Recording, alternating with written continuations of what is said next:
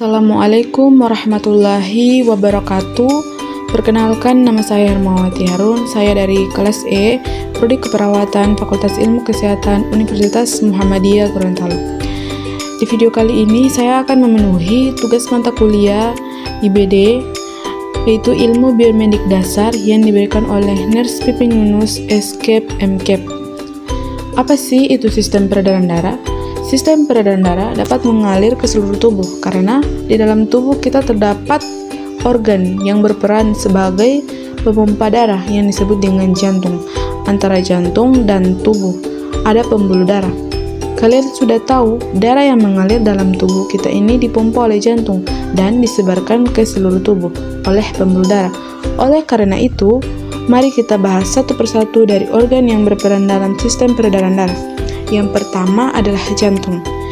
Jantung manusia terdiri atas 4 ruangan, yaitu serambi kiri, serambi kanan, serta bilik kiri, bilik kanan, di mana fungsi dari serambi adalah menerima darah dari seluruh tubuh dan fungsi bilik adalah memompa darah keluar jantung. Jantung kita ini berfungsi untuk memompa darah ke seluruh tubuh dan dibungkus oleh membran perikardio. Lapisan dari dinding jantung terdiri dari 3 lapisan, epikardium, eukardium, dan endokardium. Tidak hanya memiliki lapisan dinding, jantung juga memiliki 3 katup. Jadi dalam jantung kita ada katup yang digunakan vulva. Yang pertama, vulva biscusphidalis. Vulva biscusphidalis ini terletak antara serambi kiri dan bilik kiri. Kedua, vulva discusphidalis yang terletak di antara serambi kanan dan bilik kanan. Yang ketiga, vulva semilunalis yang terletak di pangkal aurat atau arteroi. Nah, setelah kita mengenal jantung, kita akan bahas pembuluh darah.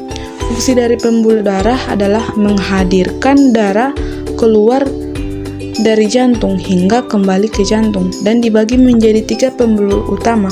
Ada pembuluh darah arteri, ada pembuluh darah vena, dan juga ada pembuluh kapiler.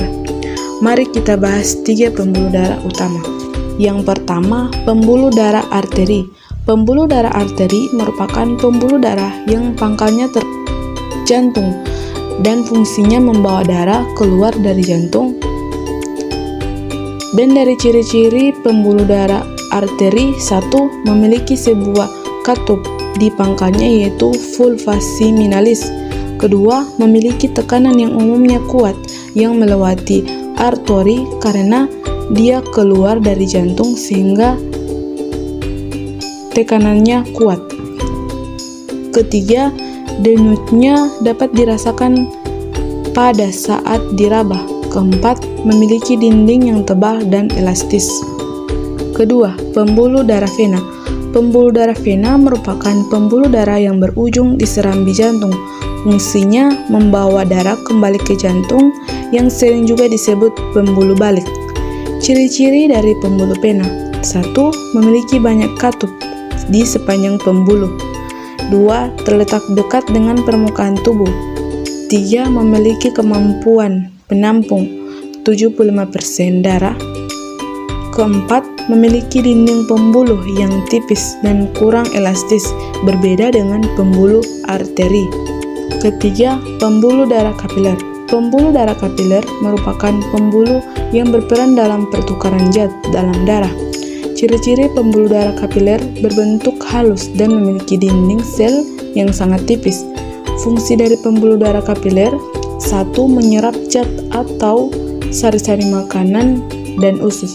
2. Menyaring darah dari dalam ginjal. 3. Menjadi tempat terjadinya atau proses pertukaran antara darah dan cairan dalam darah. Keempat, mengambil zat-zat yang diperlukan oleh kelenjar. Kelima, menjadi penghubungan antara arterioli atau cabang dari arteri dengan venula atau cabang dari vena. Baik, itulah materi tentang sistem peredaran darah. Mohon maaf jika ada salah kata. Wassalamualaikum warahmatullahi wabarakatuh.